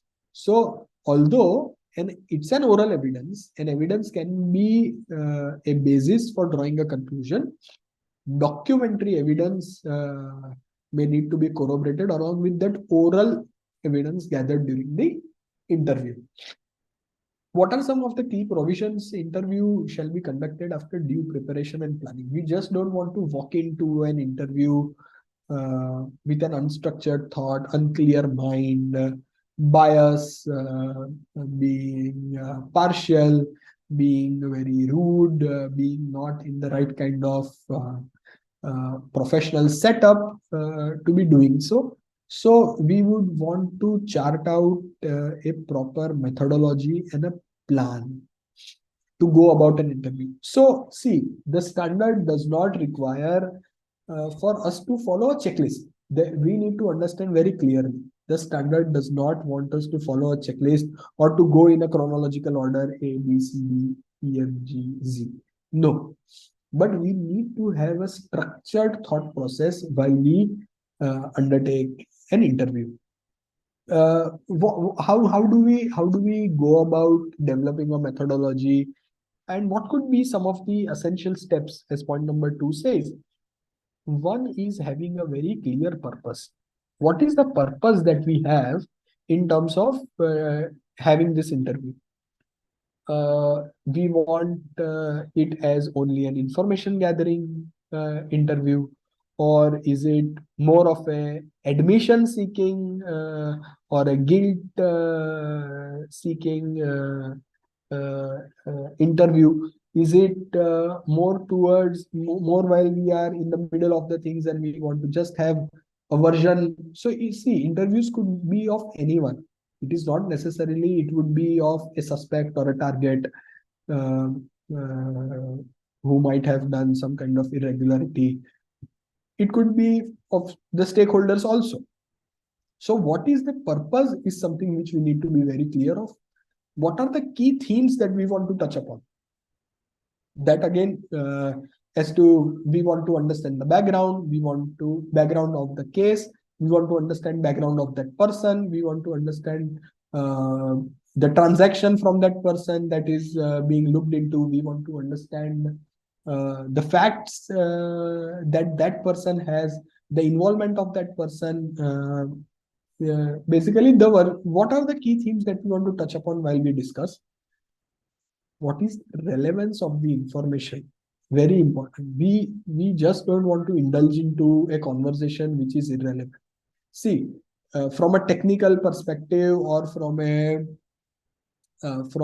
practical perspective, it might make sense to be a little irrelevant probably, or be a little out of context, just to break the ice or build a rapport, or you can say to get the conversation started. We might indulge in a bit of it, but at the end of the day, the essence of an interview has to have relevance of the information which is being sought. You just can't walk into the room asking for any kind of personal details or things which are very let's say proprietary to the entity or the organization itself. So that is something which is one of the essential steps as the standard mandates to carry out an effective interview. And indeed, one of the very, again, last step to say so, but we need to be, as a professional, independent, impartial, and objective to carry out an effective interview. So we would not want to be biased and say that the person is potentially guilty or not, or person has undertaken or perpetrated an irregularity or not. We would want to rather be very broad-minded. We would want to be free from any kind of bias when we take an interview. Again, what is moving forward? What is the standard says? What is required is to the extent possible, again, having a presence of a senior representative along with us to accompany us, take the interview with the interviewee. Again, very technical, but if, let's say, a male interviewer is interviewing a female, then a woman. So then a woman should be accompanied as a representative or a companion into the interview. So that is again something which we need to bear in mind. One more thing which we need to bear in mind is the legal privilege. So confidentiality, again, the next point is that in the slide as well, the professional conducting or participating in the interview shall maintain confidentiality. So with respect to legal, so if there is an element of legal privilege also, because a lot of forensic, as we know by now from the definition, ends up in the court of law.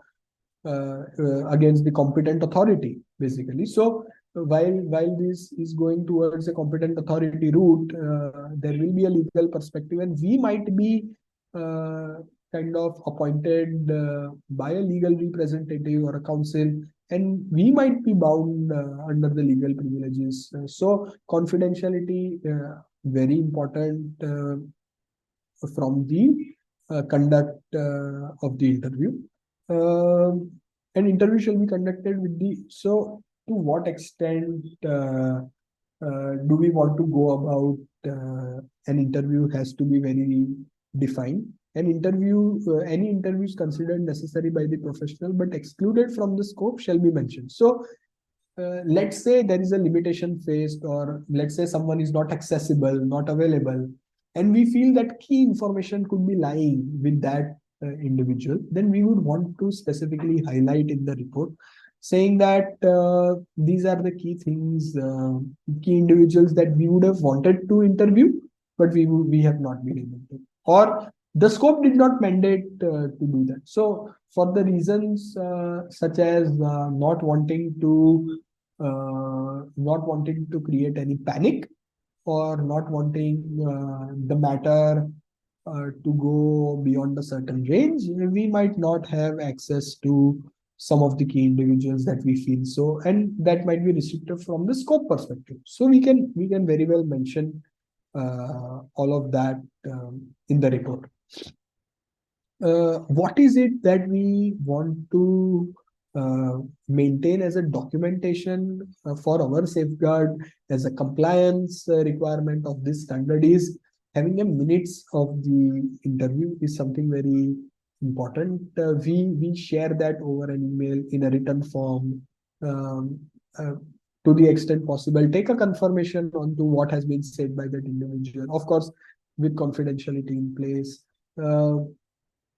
And very important, if we can take a declaration or a signed statement with respect to the interview which has been taken without any coercion or a compulsion, and has been in a very free environment. So there are a lot of other elements which are there in the implementation guide as to what is the kind of setup or a business environment. So we would not want to do an interview very casually on the walkway or on the corridor of an organization, closed room, preferably proper sitting facility, giving access, things like giving access to the washroom while taking an interview is very important, and things could, so the practical challenges could be many. So with respect to we having been very non-coercive or very free in terms of giving access to the interview. So if a signed declaration or a statement to that extent is taken, we are nicely supported by a document to say that whatever has been shared by the interviewee is free from any kind of pressure or burden. So with this, we can now move to 350, which is review and supervision. So a review is an examination of planning, work performed. Of course, there is a lot more in the FAIS than to these slides. So these slides have been curated by the DAB for a uniform discussion while we have that with all the participants. So examination of planning, work performed, gathering of the evidence, conclusions drawn, and documentation of the work papers. So review could contain and essentially have all these elements. Supervision is an oversight of the team and provision of overall guidance. So as an engagement leader or a team leader, assignment leader, overall oversight, again, in terms of quality of the work, in terms of completeness, in terms of the plan which was made, in terms of the timelines which were committed, in terms of the budget, it could be anything. So oversight of the team, and of course providing the right kind of guidance. So supervision and review, otherwise also understood to be two very distinct terms, and fairly simple to understand as to what is expected out of the professional. And why this is very important is only when a professional has done this would that professional be in a way eligible to become a testifying professional under 360. So that is where it is very important. What are some of the key provisions? Apply best judgment for periodicity and extent. So it would be on the professional skepticism of the professional again to see as to what is the periodicity and extent of review. So would the reviewer or the supervisor want to do a daily review?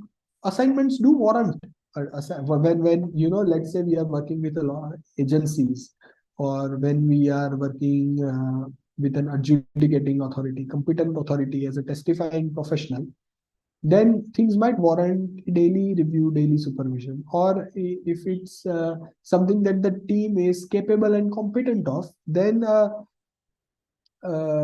it may be within a week or so, 3-4 days. So it definitely varies from an assignment to assignment. What is a professional supposed to track the progress? As we discussed, the quality, the timelines, budget from an internal external perspective, the competence and capabilities of the team members is something which needs to be reviewed and supervised on an ongoing basis. Because see, also an element of changes in the standard as a specific requirement with respect to adapting to the changes in the circumstances. So when the circumstances change, when the scope changes, when the complexity of the case changes, let's say due to limitation of data, or due to additional scope, or due to, let's say, media sensitivity angle, political angle, economic financial angle, from an overall standpoint in terms of the economy for a large size case, we would want to review and supervise as to do we as a team have necessary skill sets? Do we have sufficient time to undertake the requirements as per the changes in the circumstances? While nature of review and supervision shall vary, the professionals that exercise oversight on activities, that is for sure. Review the plan during the course, evaluate changes as we discussed, to revisit the plan. For any case, as we discussed, change in scope, could be limitations, could be other complexities. Work procedures conducted, very important. This forms part of the review. What are the work procedures being conducted? Because see, at the end of the day, the team has to be qualified and competent, but may not have the kind of experience the team leader would have. And that is where review and supervision is very important with respect to the work. We don't want to end up in a situation where the assignment is about to get complete and we do not have the right kind of working papers prepared. As much as we would have undertaken the analysis, but we do not have the working papers, or we do not have the chain of custody, or we do not have the trail of the documents we have asked for, gathered, not received, not available, and we are approaching the end of the assignment. So why this is very important is, while we have reviewed and supervised, that also has to be documented. So it's not that we just casually would be in a position to say that yes, we have reviewed, yes, we have supervised. No. Do we have some kind of mechanism to confirm that yes, we have reviewed, yes, we have supervised? Do we have some kind of signing off? Do we have some kind of email system to complete the work procedure, send it for review, give comments? Do we have any kind of tracking of the changes being suggested by the reviewer, supervisor? All of that will help in saying that yes, the team leader, the professional has reviewed, has supervised. Very important again to understand that reliable and relevant evidences are being gathered. So as much as the team is required to be competent and capable, at times it might happen that evidences are gathered in a manner which cannot be relied, or relevant evidences are not gathered. So that's where again review and supervision comes into play. Identify matters for consideration. So why is this point separately mentioned is like I am correlating for the sake of it, but there are key audit matters, or the emphasis of matter paragraph, if we understand the statutory audit gamut. What are such matters for consideration? Like, where is it that the team has done the analysis and now a conclusion has to be drawn, an inference has to be drawn, dots have to be connected, additional information have to be sought for. Let us take one example. Let us say we are assisting a bank in terms of doing a forensic review of an account, loan account, which has turned into a non-performing account, and we are there to see if there was any diversion of fund or if there was any misutilization, siphoning of funds. We as a professional, while we review and supervise, let's say there is a certain amount which is being disbursed by the bank and is being utilized in a certain manner. Let's take more objective example of similar thing under a IBC framework, let's say Insolvency and Bankruptcy Code, where we are assisting a resolution professional and reviewing what are those transactions which are falling under section 43, 45, 50, 66. There could be some matters which require consideration as to will this be classified under 43 or 66, because there could be an element of both. So those are some kind of matters which need to be identified separately for consideration, and those need to be adequately documented, because at the end of the day, only then we will be in a position to prove that yes, we have undertaken the requirement of the standard. With this, we can move to 360. 360 talks about, so over here there are definitions, right? Adjudicating authority and competent authority. How are those two different? Adjudicating authority, basically tribunal or judicial authority, which is basically mandated to interpret a law and pass a judgment. That would form part of an adjudicating authority. What would be a, because the standard talks about testifying before a competent authority.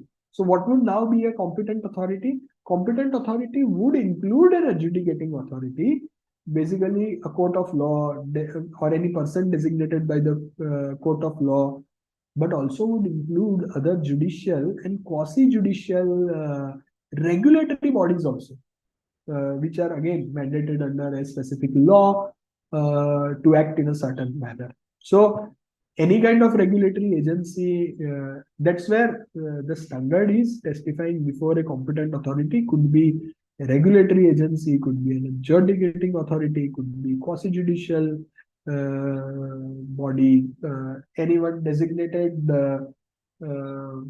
by the court of law. So could be an arbitrator, for an example. So all of that forms part of the key terms.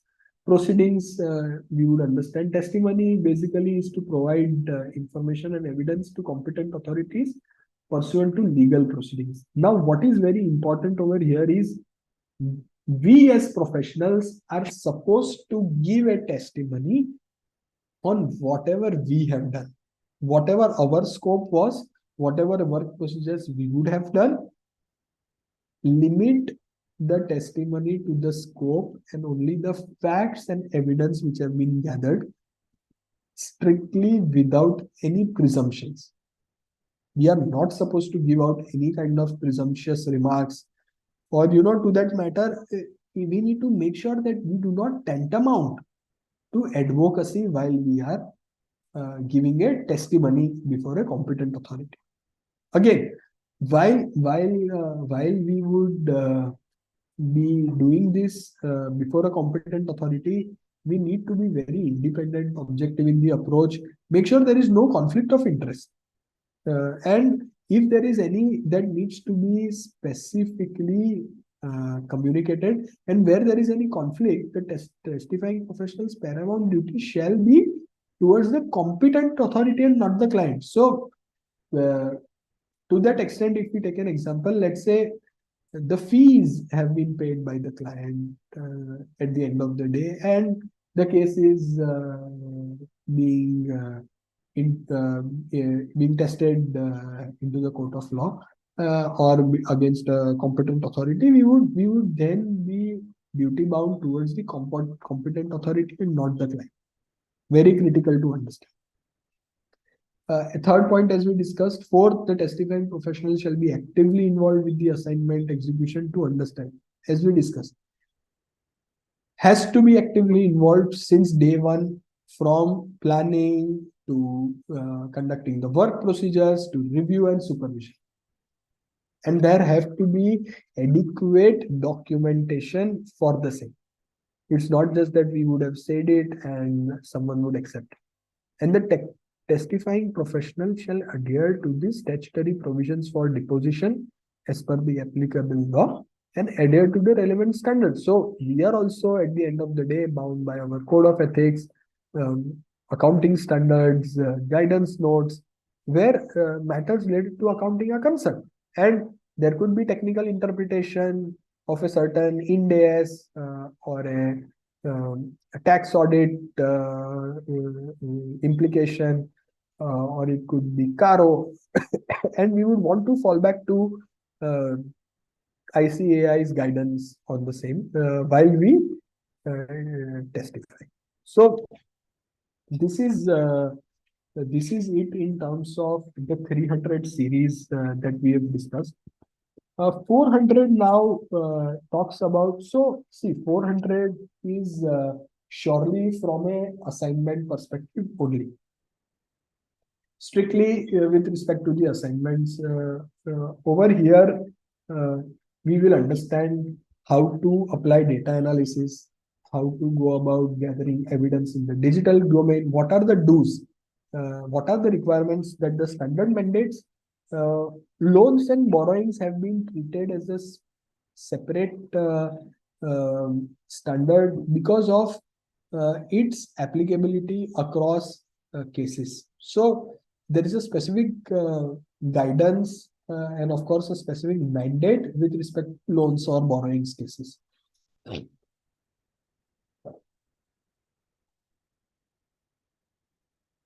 So let's talk about applying data analysis in detail. There are two terms, data analysis is one, but then there are a lot of other terms. What are those other terms? They start from data source, data acquisition, validation, integrity, preparation, profiling, preservation, boundary. So all of these have been defined in the FAIS 410 as to what is a boundary, to what extent are we supposed to go in terms of collecting or data mining or acquisition, what is the scope vis-a-vis the extent that we are supposed to match. However, what are the sources? How do we validate? What is the integrity? All of that forms part of the definitions. The objective is to examine the data to analyze and discover patterns. So, if there is a certain irregularity or if there are any anomalies, there would be some kind of trend or pattern forming. So we, through data analysis, through data mining techniques, we would want to identify that.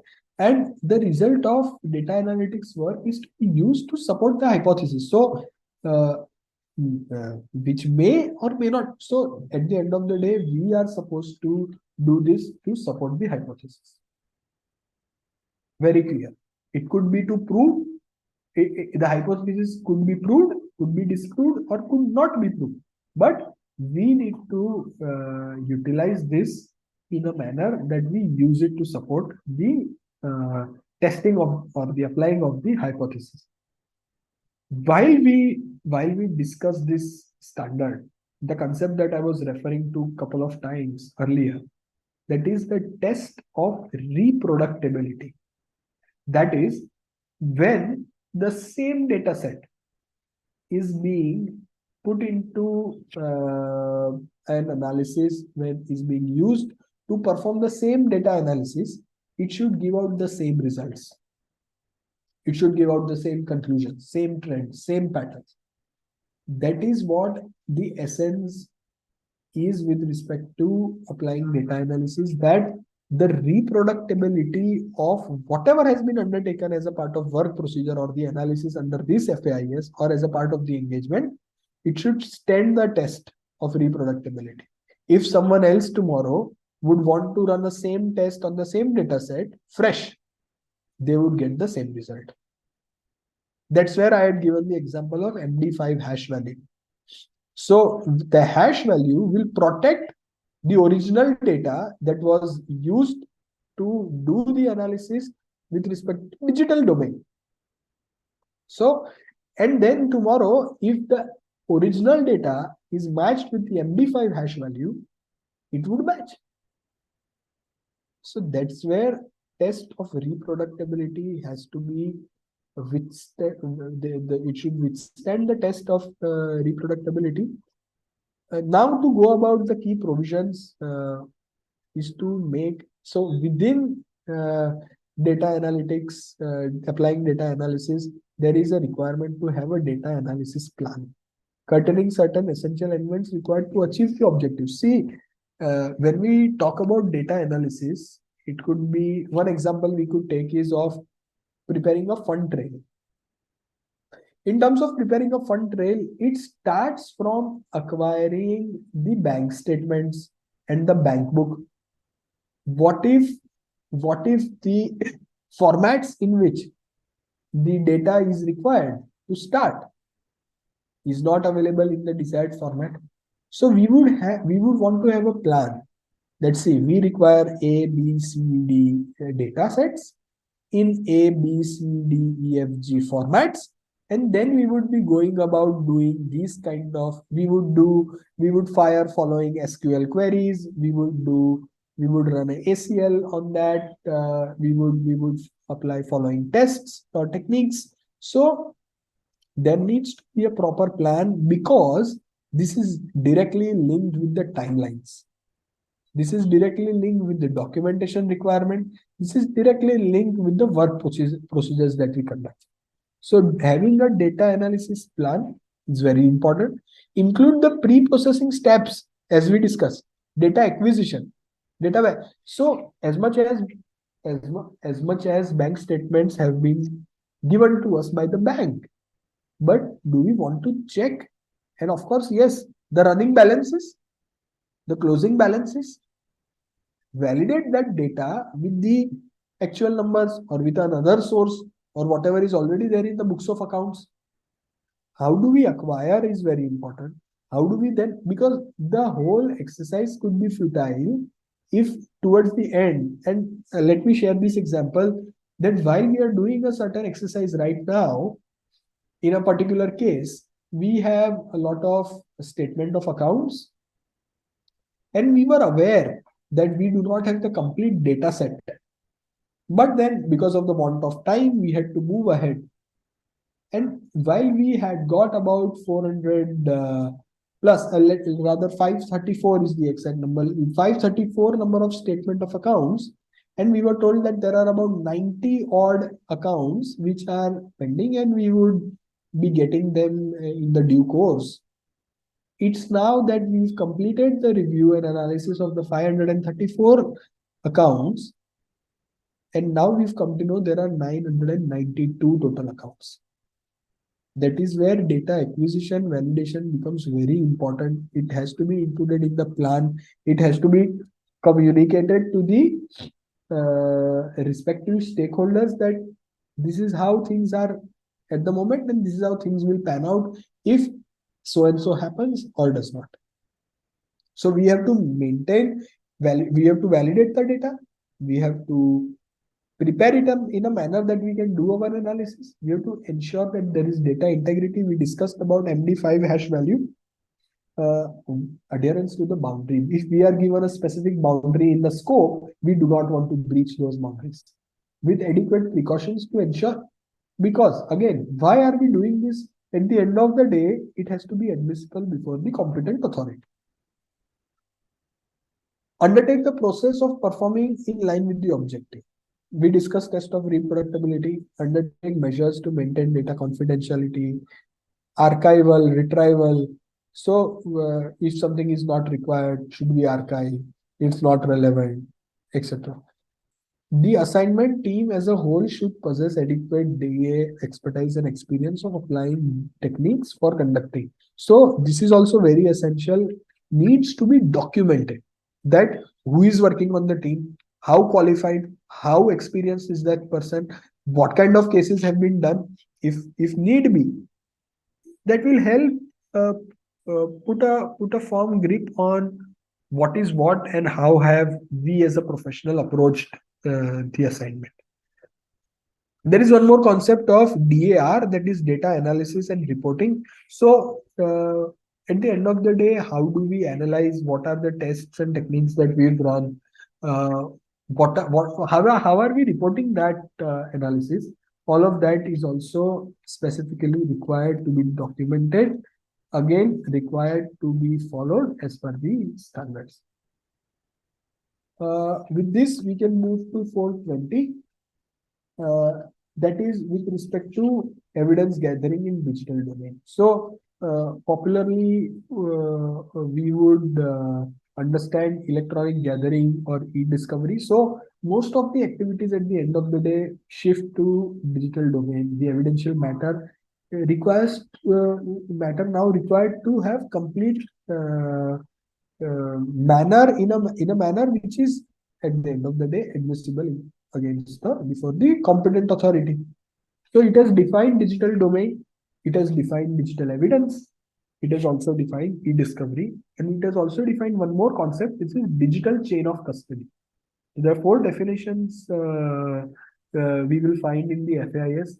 What is again very critical with the latest development of 11th of August is now we have a Digital Personal Data Protection Act, applicability soon with the rules being prescribed, but we need to make sure that we do not cross a certain boundary, because that will supersede anything and everything that we do. So very essential to understand that, and these are the essence of the standard. What are some of the key provisions? So maintain and deploy a documented process. So we discussed MD5 hash value is something very popularly known in terms of e-discovery of evidence. Undertake an overall, so let's say we are engaging with an agency, then something like a Panchnama, which we would all understand. So Panchnama is something we need to have maintained and documented, have a copy, chain of custody as to from whom did we acquire the electronic equipment, and what did we do, where was the lab, where did we do, was it done at the FSL of the government, was it done at our private lab, etc. Undertake an overall understanding of the information system. So where we were discussing at the initial stage, that we would want to understand what is the information system that we are working. Is it a Windows? Is it a MacBook? Is it a Mac operating system? Is it a Windows operating system? Is the data in any kind of encrypted format? Are we supposed to, I'm giving examples, are we supposed to extract data or do it from a Microsoft Outlook, or let's say Lotus Notes, or Gmail, or what is it that is required from us? So that is something we want to understand, link it with the objectives.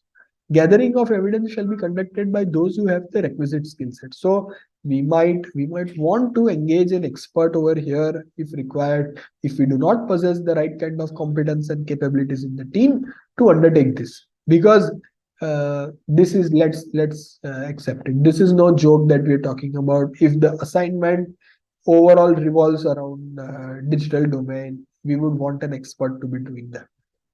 It should comply with the domestic laws. So we have an IT Act in place now. We have a DPDP Act soon to be applicable. So international. So we could be doing something cross border, and we would want to look at GDPR. So what is it that we are doing to protect the data privacy, adhere to the laws, and make sure that we have not breached any of the restrictions given by these national, that is domestic or international laws. Wherever necessary, the professionals shall deploy appropriate tools we discussed, which is again relevant, necessary, reliable to have a chain of custody. So this is something that we understand from 420. 430, very practical, or something that we could come across more often than not, is what I would want to share. Basically, it deals with specific types of engagements related to disputed transactions of loans or borrowings. So what could be potential disputed transactions of loans or borrowings? It could be a funded, non-funded facility, sanctioned, disbursed. And then there is only one definition. There is misutilization of funds, which has been defined in the FAIS. So the subject matter of these engagements generally require an examination of, there are three types. See, when we are reviewing any kind of loan or borrowing and trying to understand if there is any irregularity or not, we will want to see it from three angles. One, contractual angle, something which was there in the contract violated, something from a statutory perspective was permissible or not permissible but undertaken. Contractually everything is right, but let's say statutorily, as per the statutory provisions, there is a limit on a bank to provide loans to a certain group exposure limits. There is a group exposure limit for a parent investment company, core investment company in case of an NBFC. So we need to look at even that. And from a regulatory perspective also, let's say from a Indian Penal Code aspect, or let's say Emittance Act, or let's say CRPC, is it breaching any of the compliance requirements from all these three angles, is something that we need to look at. And that's what the standard covers. What are some of the key provisions over here? Again, we need to first of all identify the nature of disputes. So see, what could be some of the nature of disputes? It could be that the loans or borrowings have been obtained through inappropriate or unethical means, or not in conformity with the established procedures. So let's say a simple example of falsifying some of the documents, or fabricating some of the documents, or not following a due process in terms of undertaking an appraisal while giving out the loan or borrowing. And then it has been obtained in an inappropriate or unethical manner. That could be one of the reasons of dispute. Other could be assets which are offered as security for loans are either not owned, not in existence, or misappropriated. So we have seen cases, right, where some of the properties have a lien or a mortgage already by some of the lenders, and then it has been re-mortgaged, or double charge has been created without actually verifying if there was an earlier charge created, or if a certain asset does not exist, or if there was a certain charge even though that has been sold. So all of that would tantamount to a dispute, and that would fall within the 430 requirements. Then funds not not utilized as per the contractual terms and conditions. We very well understand this could be diversion of funds, misutilization of funds, ciphering of funds. If the purpose was working capital, it should have been used for short-term working capital needs and not long-term. Similarly, if it was a capex loan, it should not be used for short-term. If it was a capex loan, it cannot be used for anything that is personal in nature. Next could be misutilized in a fraudulent manner. So if it is siphoned off through a series or layers of entities, some of that would fall in that umbrella. The borrower submits false documentation related to fund utilization. So let's say a certification has to be provided or a declaration has to be provided on the utilization of the funds, and there is a fabrication of documents there, or it could be as simple as with respect to the dispute on the timing or delay the payment of principal or interest. So these are some of the indicative disputes that could arise in a loans or borrowings transaction, which have been adequately covered under the FAIS. The professional shall identify the nature of dispute. We discussed from nature of dispute, we went on to taking these examples. So nature of dispute, primary stakeholders is expectation and agree on the scope. First of all, we need to agree on the scope. This standard also talks about asset tracing. We'll come to that. But the point is, what is scope and requirement? Is it that we are supposed, as a professional, we are supposed to only do a fund trail? We are supposed to only check the ownership of the security? What is the scope? What is the requirement? And what are the expectations of the primary stakeholders? We need nature of dispute, understand expectation, address specifically the unique aspects of each appointing authority. So let's say a resolution professional or a bank or investigating agency is appointing, we would want to address their specific aspects. Any areas specifically agreed to be out of scope has to be specified. So let's say we are specifically mandating that we are supposed to look at only the accounts of a particular bank. So a bank is getting it reviewed, forensic review is being undertaken by a bank in terms of the fund trail, and they are saying that, see, we are not bothered about what the funds, where the funds have gone outside the bank. But let's say the borrower has had 15 accounts between 15 group companies within our bank, and we want you to review only those 15 group companies' 15 accounts.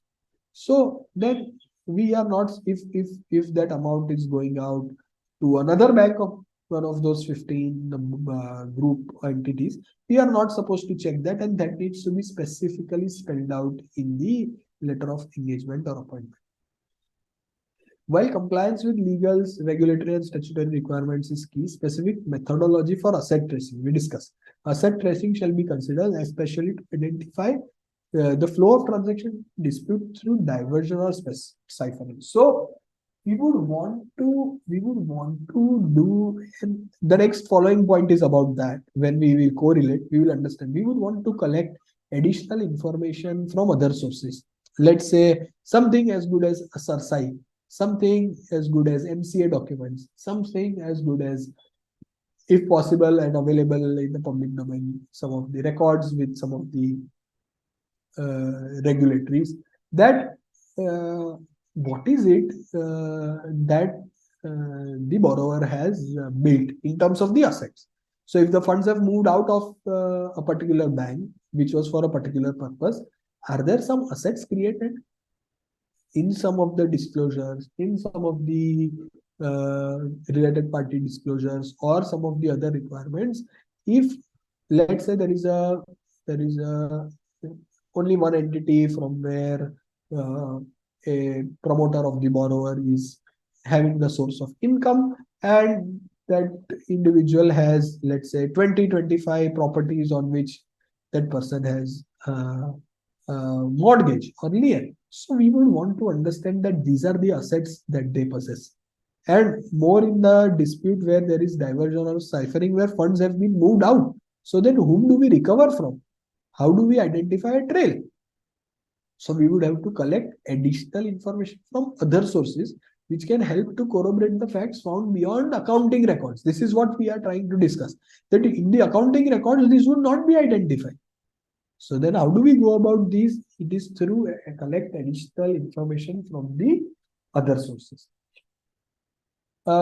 Having said this, this would bring an end to the 400 series. We had 3 standards under the 400 series. Now the 500 and 600 series have 1 standard each, which is reporting results and quality control. So we will discuss both of them now.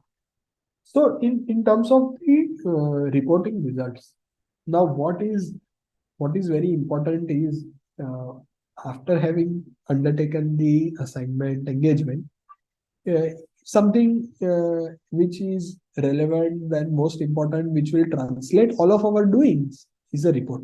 So it deals with the responsibility to issue a written report to the primary stakeholders. Reporting result of the work procedures completed, findings from those procedures is the concluding part of the assignment. One engagement may include multiple assignments, hence multiple reports. So these are the essence or essential points which the standard wants to spell out. The requirements are issuing a report which is precise and unambiguous. We do not want to make a cluttered something that is probably going nowhere or does not have a head and tail. As we discussed, there are some of the points that we discussed, right? As to having a context, introduction, background, reference to the appointment, approach, methodology, interviews conducted, work procedures conducted, then the evidences, documentation, findings, limitations, disclaimers, and the references, if any. So annexures, etc. So the report shall be addressed and shared with other stakeholders if required or otherwise permissible. Well, again, as in the interviews, no fixed form or content is mandated. The report should include key elements, the key elements that we already discussed. Still, I will try to see if I've missed any of the key elements. But so title, addressee, distribution list, scope and objectives we discussed, approach, executive summary, of course, very important. Reference to, so if we've used some of the experts, so this is very again critical. Let us say we've used the work of an expert, then we would have to give that reference. And if we have agreed to the reporting or the conclusions drawn by that expert, well and good. But more, if we have not agreed, then we would have to specifically mention as to what that expert had to say. And that also should form part of our report. The fact that assignment has been conducted with FAIS. So now going forward, starting from 1st of July, any of the assignments, engagements under the ambit of the definitions, the report would want to have a reference of the FAIS. They have followed, not followed, any material departures from there. We discussed the findings, assumptions, limitations, conclusions. So all of these form a key element as mentioned in point number 3, where the form and content of the report is mandated by the primary stakeholders. So if there is any such format, we will ought to follow that. Where the mandate requires a discussion of the findings with the subject party, then summary of the responses also should be included in the report. So it may vary, right? We might have to or otherwise take responses before issuing the report. And as per the scope objectives, we will do that. The report shall highlight assumptions made. As much as we are not supposed to make assumptions, but in case of any limitations or in case of any special situation, we would have to make assumptions, and those have to be clearly spelled out. Point number 7, which is again essence core of this standard. We as the and Jashwant nicely put across, we will not term any of this as an audit because we are not giving any kind of an opinion. It is a evidence gathering exercise. So the report shall not express an opinion or pass. We are not mandated to do that or pass and judge any judgment on the guilt or misconduct or innocence of any of the suspects, target individuals. So this is very critical. And then we need to understand that there has to be. So let's take an example. Let's take an example of funds having been used for a purpose which is not as per the contractual purpose or the contractual mandate. Then we would want to specifically mention that X amount which was disbursed in 1, 2, 3, 4 account has been used for Y and Z purposes, which is appearing basis these evidences, which is a bank statement and the invoices which are supporting them, the interviews that we have conducted, and we would want to stop at there. Now, if there was a guilt, if there was innocence in that transaction, is something we are not supposed to. So we want the report to be conclusive, at the same time not pass any opinion on the guilt. Report shall in circumstances, this is again very important and very practically relevant because this happens in most of the cases while we are working from a specific sector perspective. So in circumstances where assignment could not be completed due to unforeseen or unavoidable reasons, it's a forensic engagement, it's an investigation, it's not a smooth save. So these things might come across. The professional shall provide a status report with an assessment of results, including the due limitations and disclaimers and reasons for the incomplete nature. So it's not that if it could not be completed, a report would not be shared. We would have to do that irrespective. And the report shall be issued within the reasonable time frame as per the engagement. So the engagement terms are to be very critically put across while we are agreeing, because then it is our duty also to adhere to that, and if not, communicate well in advance that we are running short of time, we have an increased scope, we have these limitations, this is the complexity which has been added, and thereby we will want an extension of time. So that is something very critical. From a documentation perspective, findings of course need to be specifically maintained, but copies of draft, interim, and final written report shall be maintained along with the detailed working papers, relevant communication and documentation. While working especially with the agencies, this is very important that relevant communication or letters or notices in terms of calling of information, requirement list, everything has to be specifically put across or maintained in the working papers as a part of the supporting to the report and the annexures. So having discussed this, we will move to the last standard for discussion today. That is 610, which talks about quality control. So quality as a general term is well understood as in fact that the stakeholders are the best judge. But FAI assignments generally have multiple stakeholders, and recognizing their quality expectations are important. So delivering quality output requires a disciplined approach, which is a combination of, as we discussed, capable and competent teams, so the right people, robust process, so making proper work procedures, forming hypothesis, having proper evidence and documentation mechanism, referring to the specialized areas, that is 410, 420, 430 in terms of those assignments. So that's a robust process that if we follow, using the work of an expert, all of that forming part of the robust process, and then having a quality control mechanism system that is to review, supervision, having a in-house mechanism to specify the quality control requirements and how are to be met at every stage. So tomorrow. Things like having competency development plan have to be put in place.